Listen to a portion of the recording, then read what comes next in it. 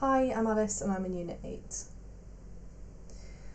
What I immediately noticed about the school and its grounds is that there is a little sense of community when a school could be the heart of the area, connected to the area outside of the site boundary. Instead, the site boundary is mostly defined by hard fences and walls. My vision for the site going forward is to encourage biodiversity by allowing the land to become more green and wild, while also designing for a sense of communication between the school and wider community by breaking down some of the rigid boundaries and letting landscapes flow into one another. I was inspired by the nature of a medieval village, both through the period's maps and miniatures, which illustrate the village as a collection of small buildings, and also the huge importance of land for the everyday person. Developing the site in Interim as the core of a village would strengthen the atmosphere of community, whilst also making better use of its valuable land. Our first project was to design a structure using off-the-shelf materials, which would benefit both the school and community. So I designed a greenhouse type structure, which is programmatically flexible and which could be used by not only the children and staff, but also community groups for events such as a weekend market, and would better connect the two landscapes on which it sits. I did a study of a few key buildings of a medieval village, with the intention to relate these to the modern day situation of the school, and to take inspiration from characteristics of these structures. I focused on the church, granary, tithe barn and blacksmith buildings, which would in turn become the foyer, a kitchen classroom, a multi-purpose open space and a workshop and storage building.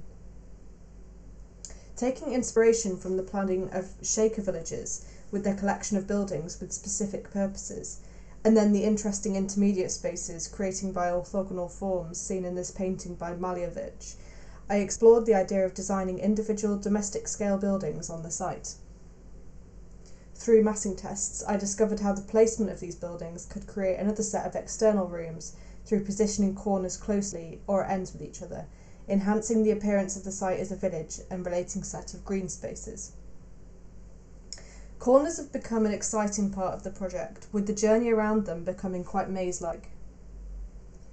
Through physical and digital models, I've experimented with how one might view each landscape and whether there's cover between each space, but also acknowledging the joy in embracing the nature and the weather.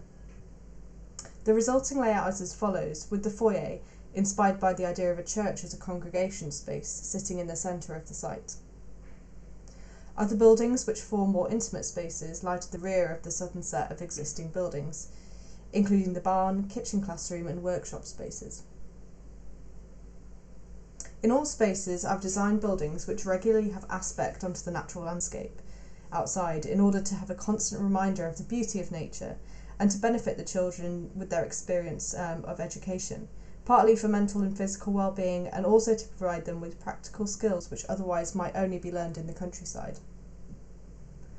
At all areas across the site is the experience of nature, as you might be looking out from a classroom onto the vegetable patches, or you might be walking past the pond and become drawn in by the variety of wildlife. I intend to be influenced by the characteristics of the medieval village buildings, taking forward elements such as the structural timber of the typical tithe barn into my design, but to still make sure that they're appropriate to the contemporary setting and are economically sensible in terms of their materials and construction. Thank you very much for listening, and I'll take any questions.